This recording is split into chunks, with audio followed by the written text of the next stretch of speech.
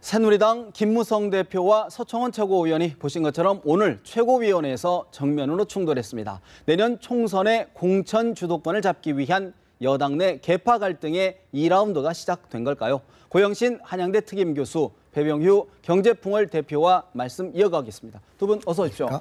네, 안녕하세요. 사실 오늘 최고위원회에서 김무성 대표와 서청원 최고위원의 충돌, 요즘 새누리당의 당내 현 모습을 상징적으로 보여주는 모습인 것 같은데 배 대표님 어떻게 해석하고 계십니까? 저는 친박 비박의 갈등을 알고 있었고 또 쉽게 이거 완화되지 않을 것이라고 예측했습니다만 오늘 최고위원회에서 친박계 서청원 대표 최고위원 저렇게 목소리 높이가 저렇게 공개적으로 하는 거 저거 바람직하지 못해요 저게. 어쨌든 당대표 바로 옆에 앉아 계시잖아요. 당대표가 당내 경선을 통해서 대표가 됐는데 뭐 신문기자 자주 만나고 언론 플레이 자주 한다고 이런 식으로 친박계에서 가지고 있는 불만에 대해서는 이해를 하는데 그걸 공개 회의에서 그런 식으로 막 또 골목 싸움하는 식으로 저런 식으로 발언하는 거 저 자체 잘못입니다. 또 김무성 대표가 다 잘했다는 평가는 아니겠습니다만은 우리 같은 사람들 지금 직접 육성을 듣고 봤잖아요. 저래가지고 되겠느냐 집권당이 말이야. 그런 비판적으로 합니다. 물론 그 친박과 비박 간의 갈등의 요인은 저는 이해를 해요. 많이 쌓여 있습니다. 그렇지만은 친박계 대표 최고위원이 발언하는 방식으로는 틀렸다. 저는 비판합니다. 공개회의 석상에서는 바람직하지 않다. 어떻게 보십니까, 고 교수님? 어쨌든 정치 고수끼리 기싸움 일합을 벌였습니다. 그러나 방금 배 대표 말씀하신 대로 어쨌든 서청원 전 대표가 정치적으로는 한참 선배고 뭐 여러 연령도 선배지만 그러나 당 대표인데 그 말씀이 좀 지나치신 거 아니냐. 당 대표한테 긁어 부스럼만 내렸다. 어느 도당이다. 조심하라. 경고한다. 이렇게 하는 것은 공당. 공당이 아니라 어느 조직에서도 A는 갖추면서 얘기를 해야죠. 어쨌든 뭐 이렇게 격하게 싸우기는 했습니다만 이미 예상이 됐던 거죠. 지금 김무성 대표와 청와대 간에 공중전을 벌였죠. 1라운드를 벌였는데 김무성 대표로서는 박근혜 대통령과 어떤 싸움을 벌여갖고는 절대적으로 불리하죠. 힘에서도 밀리고 또 모양새도 좋지 않고 대통령을 이겨먹을 수가 있습니까? 또 이겨먹을 수도 없고 또 이겨서도 안 되죠. 그러니까 싸움을 전쟁터를 당으로 가져온 거예요. 가져온 거예요. 그러니까 전략적 후퇴라고 봐야죠. 전략 변경이라고 봐야죠. 당은 어쨌든 당 대표가 장악하고 있지 않습니까? 그러니까 이제는 친박과 비박 간의 이런 싸움으로 가면은 대통령은 빠지고 친박과 비박 간에 이제 공중전에서 지상전, 백병전이 벌어지고 지금 일합을 겨룬 겁니다. 서로 기싸움을 벌인 것이죠. 그래서 이제 본격적으로 친박 비박 간에 백병전이 벌어질 건데 어쨌든 국민들 입장에서는 공천 누리 어떠니 이런 거 별 관심 없어요. 그건 당내 문제인데 적어도 질서 있게 집권당답게 논의를 합리적으로 논의를 하고 또 거기서 합리적인 결론을 도출해야지. 이거 뭐 솔직한 얘기가 지금 공천권 서로 안 놓으려고 주도권 잡기, 제밥그릇 지키기 이 싸움 아닙니까? 이런 싸움을 너무 이전 투구 양식, 진흙탕 개싸움 양식으로 가서는 안 된다. 뭐 집권당으로서 모양새도 안 좋고 국민들한테 A도 아닙니다. 그렇다 그러면 이른바 친박계의 좌정격이라고 하지 않습니까? 서청원 최고. 앞으로 그러면 친박계 의원들이 좀 집단 행동을 나서겠다. 그런 지금 친박 좌장이 총대를 맨 거 아닙니까? 사실 청와대가 나설 일은 아니거든요. 물론 박근혜 대통령이 새누리당의 오너인 것. 말하자면 실질적인 오너이고 또 수석 당원인 것은 틀림없지만 법상으로 봤을 때 공천의 문제는 정당의 문제이거든요. 선거법이라든가 이런 문제는 정당의 문제이기 때문에 청와대가 그건 어쨌든 행정부고 공직에서 이런 선거 문제에 왈가왈부 감나라 배나라는 것은 법상으로도 안 맞고 또 여론상으로도 지금 불리하죠. 그렇기 때문에 이제는 친박 좌장이 내가 나서겠다고 오늘 선언한 겁니다.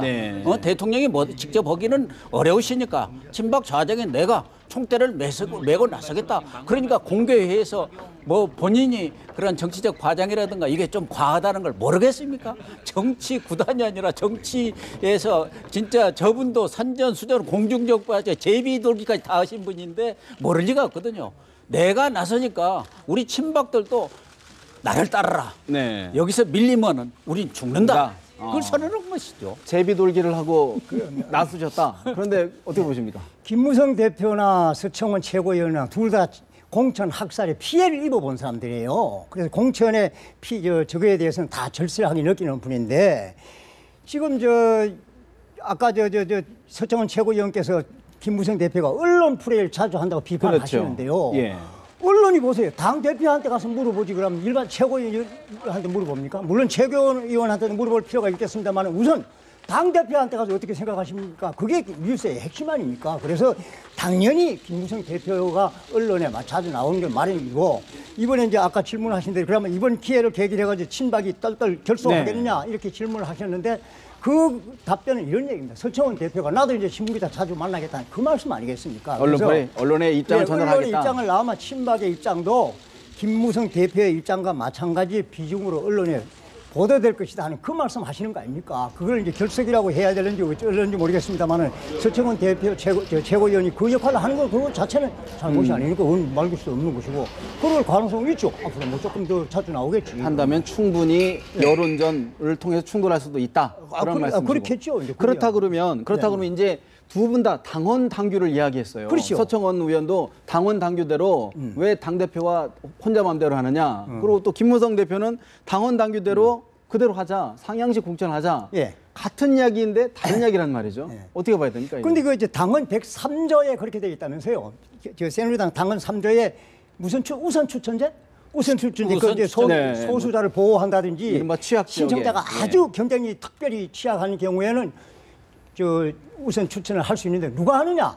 당 공천관리위원회가 하게 돼 있는 겁니다. 그래서 이제 이번에는 국민 경선을 위한 특별위원회인가 그걸 구성되면 거기서 하게 돼 있는 겁니다. 예. 그래서 여기서부터 이제 충돌이 돼 있는데 그게 핵심은 보면은 TK 지역에 지금 물갈이론이 나와 있지 않습니까? TK 지역이 그게 이제 제외가 되는 것 같으니까 이제 친박에서 이제 불건 일어선 것이 아니냐 저는 그렇게 보고 있어요. 예. 그런데 TK 지역에 대해서 저도 뭐 TK 출신입니다만 거기에 대해서 물갈이론이 청와대에서부터 나온 이 자체가 잘못된 거예요. 이거 청와대가 물밑으로 하면 모르겠습니다만 공개적으로 말이야 누구누구 뭐 낙하산 후보 명단이 뭐 언론에 나오고 물갈이 공천 나오니까 이게 이 문제가 더 크게 돼가지고 야당한테까지도 지적을 받고 있지 않습니까? 청와대가 그걸 서툴러 잘못할 겁니다. 예. 이제 그 이후에 이제는 그 새누리당 당 대표하고 서청원 최고위원하고 둘이 이제 이게 뭐 해결한 그 모양으로 이렇게 청와대에서 빠져나온 거는 그건 오히려 잘 됐다. 저는 그렇게 봅니다. 그러니까 지금 싸움의 핵심은 뭐 오픈 프라이머리도 아니고 안심번호 국민공천제다 전략공천입니다. 전략공천을 하느냐 마느냐. 그러니까 청와대 몫을 인정해달라. 우리가 하는 것을 알아서 당에서 그대로 해달라는 그런 이야기인데 어쨌든 저는 부분적인 전략공천은 불가피하다고 봅니다. 그러니까 우리가 우선 추천권, 우선 추천 지역처럼 정치적 어떤 여성이라든가 청년, 정치적 소수자를 배려한다든가 또 공천 신청자 호남 같은 데 없으면 전략공천을 해야지. 예를 들어 호남 지역 같은 경우 또 경쟁력이 떨어지는 지역 이런 부분에 대해서는 전략공천도 필요하지요. 근데 지금 문제는 전략공천이 아니라 지금까지 문제가 되고 있는 부정적인 평가를 받는 건 전략 사천입니다. 사천. 그러니까 공천이 아니고 사천. 개인의 찍어내기, 의지로. 낙하산 공천, 찍어내기 공천, 또 개파 공천 이게 문제거든요. 그러니까 김무성 대표만 해도 18대 전략 공천에서 떨어졌어요. 공천 까면 안 된다고 떨어진 분이 당선돼 와갖고 무소속으로 당선돼 와가지고 원내 대표를 했지 않습니까? 또 19대 공천에서 또 떨어졌어요. 근데 지금 당대표로 오고 있어요. 그러면 공천이 잘못됐다는 거 아닙니까? 그 전략 공천이. 그건 전략 사천이에요. 뭐 그 서청원 의원도 마찬가지죠. 그렇기 때문에 이제는 그런 공천, 과거 구태의연한 그런 권위주의적 공천, 내 사람 심기식, 내 계파식, 또 내 세력을 불리기 위한 그런 공천은 말고 그러나 정말로 꼭 필요한 전략 공천 이런 부분은 할 수밖에 없고 또 그렇게 돼야 가지 않겠느냐 보는데 지금 김무성 대표 입장에서는 그걸 받아들일까요? 그런 전략 공천은 자기는 못 안 하겠다. 하겠다. 한석도 못 하겠다. 지금 그렇게 강경한 입장을 취했지만 어쨌든 우선 추천 지역, 우선 추천권을 당은 당규대로 해보자 하는 데는 어느 정도 양보 가능성을 열어놨다고 약간 여지를 둔 것이다. 그러니까 결과적으로는 양쪽이 지금 진검승부를 해 나가겠지만 다 뭐 박근혜 대통령이든 또 김무성 대표든 또 친박의 좌장인 서청원 전 대표든 최고위원이든 정치 고수들입니다. 다 9단 10단 되는 분들이고 또 그분들이 완전히 서로 싸워갖고 등이 갈릴 경우 이게 서로 공멸한다. 공멸한다는 인식을 충분히 하고 있는 본인들이기 때문에 저는 결국 벼랑 끝 가서 어느 정도 타협이 불가피할 거다. 또 그렇게 해 나갈 수밖에 없을 거라고 보는 거죠. 퇴로를 가지고 싸우고 있다 이런 분석이신데 그런데 아까도 제가 좀 전에 질문 드렸는데 김문성 대표는 한석도 못하겠다. 또 명분이 있으면 명분 있는 쪽이 이길 것이다. 이기다. 이렇게 얘기한단 말이죠. 그 말은 맞는 겁니다. 싸움을 할 때 명분이 있는 쪽이 이기는 건 틀림없는 겁니다. 그런데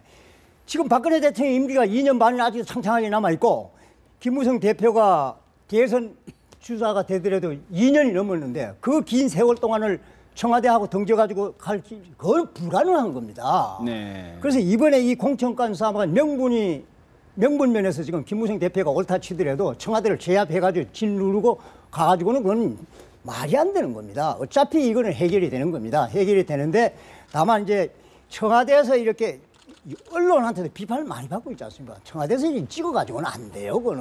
그것도 당 대표 주도하에 뭐 특별위원회를 구성하든지 해가지고 공천권 룰이 확정이 되거나 그 룰 범위 내에서 이거 해결이 돼야 되지. 그게 찍어가지고 하는 방법은 안 되겠다. 그것만은 틀림이 없어. 그래서 그 길로 갈 수밖에 없지 않느냐 하는 그런 생각을 합니다. 그렇다고 그러면 당내 지금 특별 공천 기구가 지금 만들어진 거 아닙니까? 근데 이제 깃발도 좀 못 올리고 있어요. 우선 뭐 오늘 기구 구성을 하기로는 했죠. 네. 근데 아까 그 앞서서 싸움은 명분도 중요한데 힘으로 이기는 겁니다, 원래. 그렇지 않습니까? 싸움에서 명분도 중요하지만 싸움에서는 힘이 센 사람이 이기게 돼야 있어요. 싸우기 전까지는 명분이 이기는데 진짜 그러니까 싸우면 힘이 이긴다. 대통령하고 네. 여당 대표 누가 더 힘이 있겠습니까? 힘은 대통령한테 더 있죠.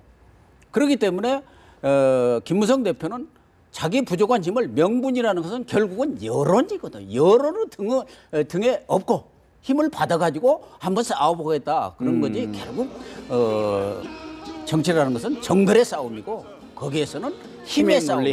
그래서 공천 잔혹사가 있는 거죠. 그러니까 김무성 대표 같은 분도 2번이나 떨어진 것이죠. 힘에 밀려가지고 친박 한 번에는 또 친일하게 하고 밀려난 건데. 그렇다 그러면 어쨌든 특별 기구에서 지금 오늘 사실은 기구를 구성하고 위원장과 위원까지 선임하려고 그랬는데 예상대로 위원장을 놓고 지금 기싸움을 하는 거죠. 기싸움이 벌어진 거죠. 뭐 김무성 대표 입장에서는 황진화 사무총장을 위원장으로 하려고 한 건데 사실은 그게 맞지요.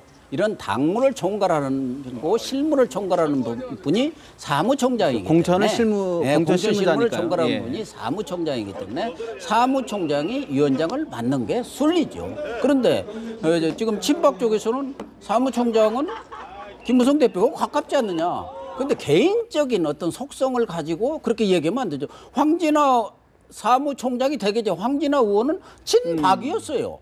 그런데 사무총장이 되면서 이제 아무래도 대표하고 호흡을 맞출 수밖에 없는 거 아닙니까? 특히 이 공천 문제에 대해서는 국민공천이 맞다. 상향식 공천이 맞다는 입장을 표명해 오니까 친박 쪽에서는 최고위원회에서 맡아야 한다. 그러면 이인재 최고위원이나 김태우 최고위원, 그분들은 친박 아닙니까? 그러면 자기들은 친박 쪽으로 하자고. 그런데 사무총장은 또 범박이란 말이에요.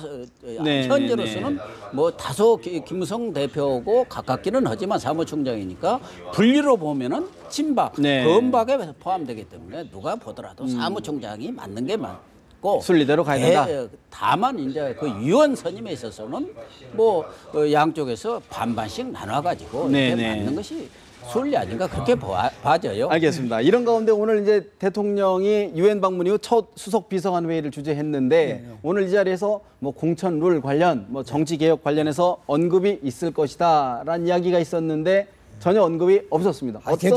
대통령께서 말씀 안 하신 게 너무 당연한 겁니다. 이렇게 지금 첨예하게 대결되어 있는데 지금 대통령께서 여기서 무슨 말씀을 하세요? 그리고 이게 진원이 청와대에서부터 TK 물갈이론 뭐 사실인지 아닌지 모르겠습니다만 그게 불고 나와 이렇게 확대가 됐는데 대통령이 여기 말씀만 해서는 안 되지. 그리고 이미 친박을 통해서 이제는 청와대 입장이 지금 다 반영이 되고 있지 않습니까? 그런 단계로 가기 때문에 오늘 수석 비서관 회의에서 그 말씀 안 한 건 너무나 당연한 거고요. 그다음에 오늘 보니까 금융개혁하고 노동개혁하고 말씀하시는데 금융개혁 그 말씀을 잘 하신 겁니다. 경제 알아보세요. 우리나라 국가 경쟁력 떨어지는 거 하면 세 개 부문으로 나와 있어요. IMD 저번에 나온 거 보면 금융, 노사, 기업, 규제 이 세 가지입니다. 네. 그거 대통령이 관심을 보여주시는 게 너무나 당연하다. 저는 그렇게 평가합니다. 너무 힘든 과제를 많이 하시려는 것 아닌가 하는 우려도 있는데 사실 근데 그런 지적도 있지 않습니까? 대통령께서 사실은 청와대 고위 관계자를 통해서 이야기를 했는데 어떤 형태든 좀 매듭을 지을 필요도 있는 것 아니냐 이런 아니 근데 어떻게 이게 보십니까? 매듭이 쉽게 지을 수가 없는 것이죠. 공천 룰에 관해서는 상당한 친박 비박 간에 또 야당과도 관련이 있는 문제 아닙니까? 그렇기 때문에 이 부분에 있어서 대통령이 일일이 개입하는 것은 모양새도 안 좋고 법적으로도 아까도 말씀드렸지만 안 좋기 때문에 이번에 말씀을 안 하신 것은 아주 잘하신 거예요. 지금 야당 문재인 대표는 탈당을 하고 나오지 그렇습니다. 않습니까? 예. 대통령이 말이야 전부 이렇게 감나라 배나라 하니까 이거 아무것도 안 되고 있다. 여야 대표 간에 합의한 내용도 그냥 하루아침에 이게 뒤집는다. 물거품 돼버리고 이게 말이 되느냐. 그러니까 탈당해서 민생에 전념해라. 그러면 야당도 그런 민생에 관해서는 협조하겠다. 적극적으로 협조하겠다. 그러니까 청와대가 여론전 말하자면 그건 명분에서 밀릴 수밖에 없기 때문에 대통령도 그런 부분을 잘 아시니까 네. 지금 사실은 급한 것은 공천 룰이라든가 뭐 무슨 선거구 획정 문제 이것은 정당한테 국회한테 밀어넣고 노동개혁, 금융개혁 그 4대 개혁에다가 여러 가지 지금 경제 살리게 대통령으로서 아주 전심전력을 네. 하는 것이 사실은 그것이 총선 전략이에요.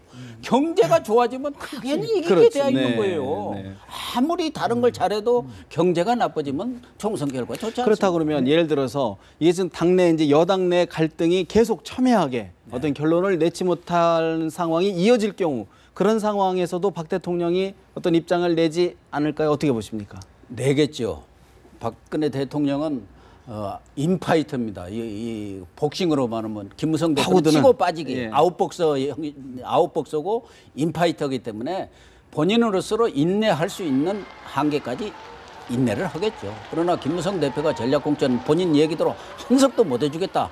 또 뭐 반드시 안심번호 국민공천제를 하겠다. 이런 부분 때문에 아무것도 안 된다. 정치 현안들이 굴러가지 않을 경우는 저는 뭐 본인이 직접 나서시든 아니면 뭐 정무수석을 통해서든 또 정무특보를 통해서든 정무특보가 뭐 워낙 열심히 네. 그분들은 정무특보가 아니라 개파특보 같은 그런 느낌도 주지만 어쨌든 네. 그런 분들을 통해서라도 분명히 이 부분에 대해서 매듭을 풀리라고 봅니다. 어떻게 보십니까? 박 대통령. 예, 아무리 개파 간에 이해가 첨예하게 대립이 돼도 여당이 깨지는 방법이 없어요. 공천 룰을 가지고 파탄이 되는 법은 없는 예. 겁니다. 다만 이제 그게 이제 타협이 될 겁니다. 타협이 될 때 너무 뭐 청와대 압력을 받았느니 또 너무 친박이 뭐 밀렸니 이런 비판이 나오는지 모르겠습니다만 수습은 되는 겁니다. 그거는 네. 틀림없이 되는 거고 그다음에 아까 문재인 대표께서 뭐 박근혜 대통령 탈당까지 하라고 이렇게 그렇지요. 지적했는데 예.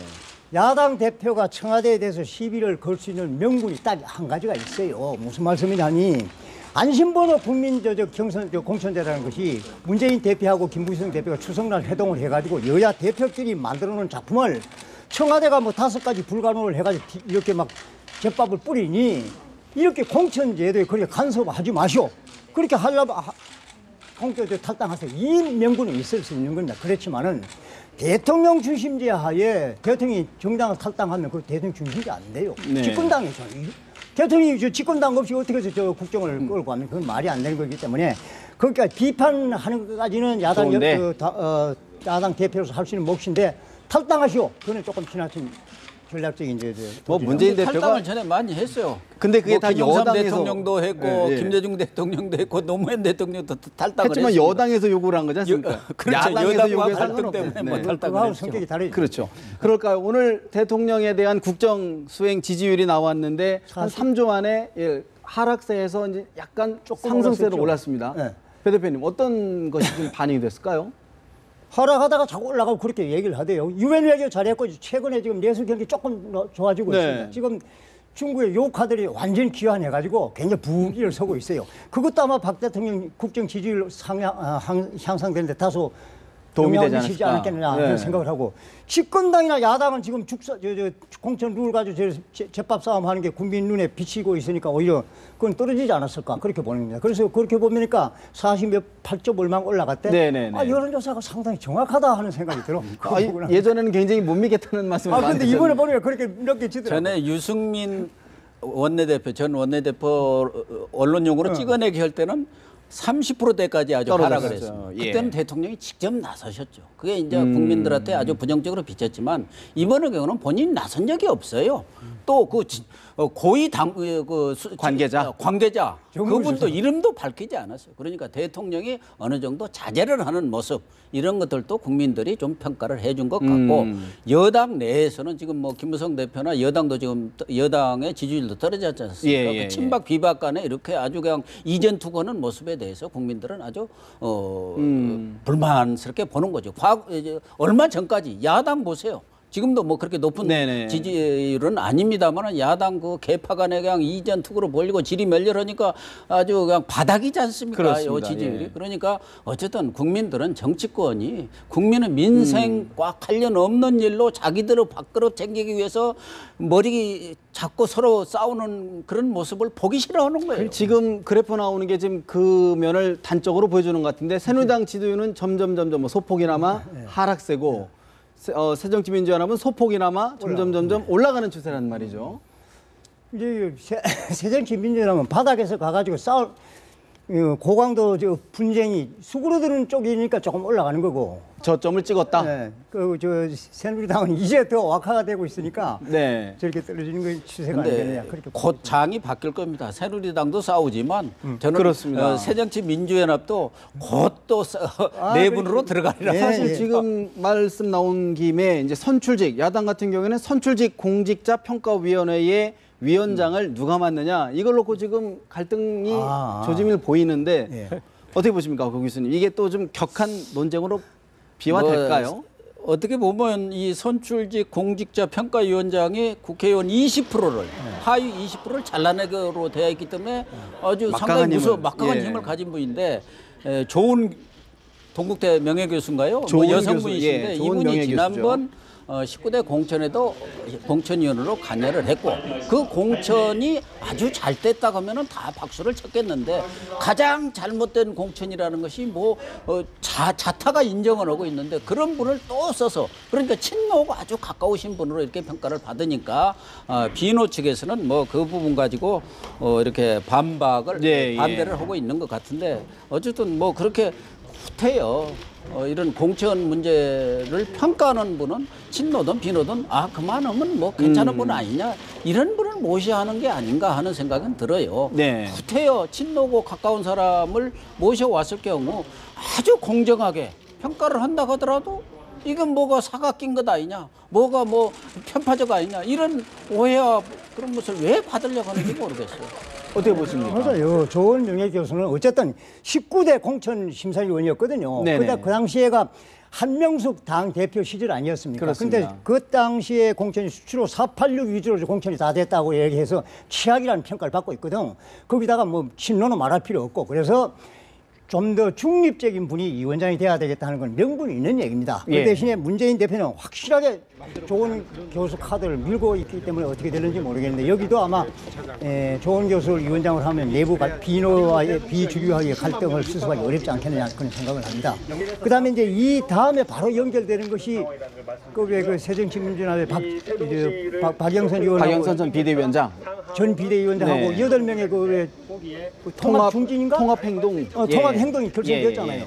그런 역할을 보세요. 그 역할을 보면 문재인 대표께서도 비노 진영의 이런 주장을 일방적으로 힘으로 꺾어가서는 안 된다는 그런 생각이 듭니다. 제가 볼 때는 무슨 행동이더라? 통합 행동이 그 보니까 이분들의 파괴력이 적지 않아요.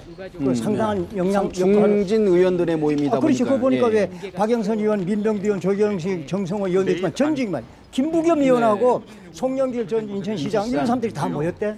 이분들이 외부의 신당 이 바람을 차단하는 역할을 하면 통합 역할을 하겠다 그러면서 나오는 게 명분이 얼마나 좋아요. 그런데 이 사람들이 이렇게 입장을 내세우고 있는데 문재인 대표가 비주류가 강력하게 반대하는 조원 교수를 끝까지 고집해가지고 도움이 되겠느냐 하는 그런 생각이 듭니다. 야당도 본격적인 공천 룰 싸움에 들어간 겁니다. 네. 그래서 지금 신당들도 서로 연대하려는 신당파들도 연대하려는 움직임을 보이고 있고 또 방금 말씀하신 그런 그 중도 쪽에 있던 분들이 이런 그 통합 네. 행동 그런 모습을 보이고 있고 또 하나는 김한길 의원이 그동안 침묵을 지켰는데 본격적으로 안철수 의원을 거들면서 진짜 혁신을 하자고 또 나서고 있고 또 박지원 의원이나 강창일 뭐 이런 분들은 지금 조기 전대를 하자 이러기 때문에 네. 10월 대란설이 사실은 오래전부터 새정치민주연합도 10월에 가면 그렇습니다. 대란이 일어난다는데 그 대란의 전조가 지금 좋은 평가위원장 선임 문제를 놓고 지금 뭐라고 합니까 오픈 게임이라 네. 합니까 뭐 하여간 붙기 시작한 거예요. 근데 문재인 대표 입장에서는 이제야 좀 리더십을 좀 확보하는 차원인데 좋은 그 위원장 카드를 쉽게 버릴 수 있을까요? 사실 또 리더십이 흔들릴 텐데. 그래서 지금 문재인 대표로서도 고민이겠죠. 이미 거의 내정을 해놓은 상태인데 네. 이걸 걷어들일 경우 또 지도력이 손상을 받을 네. 수밖에 없고. 그러나 지금 비주류 움직임이 사실상 심상치 않은 거예요. 이제는 본격적으로 지난번까지는 뭐 국감도 있고 여러 명분에도 밀리는데 이제는 공천 룰을 놓고 친박과 비박 간에 저렇게 아주 멱살잡이 하는 네. 것처럼 여기도 마찬가지 싸움으로 오기 때문에 제가 보기에는 후퇴요 좋은 뭐 나는 그 분의 네네네. 개인적인 뭐 이런 뭐 인격이나 이런 건 모르겠습니다만은 비노가 아주 반대하는 분을 후퇴 고집할 필요 모실 없다. 필요는 있겠느냐 뭐 그거 한다고 해서 그러면 좋다 당신들이 한번 추천해 봐라 해서 그 사람 임명해 놓으면 비노도 할 말 없지 않습니까? 그런 것을 폭넓게 정말 큰 정치를 그런 게 광복정입니다. 광복정치라는 게 그런 게 광복정치지 공연히 온갖 천지 돌아다니면서 뭐 민생 투다 이건 광복이 아니에요. 그냥 쇼 정치입니다. 프로파간다 정치예요. 알겠습니다. 여야 모두 공천 전쟁이 본격화하고 있는 것 같습니다. 두 분 말씀 여기서 줘야 될 것 같습니다. 고맙습니다.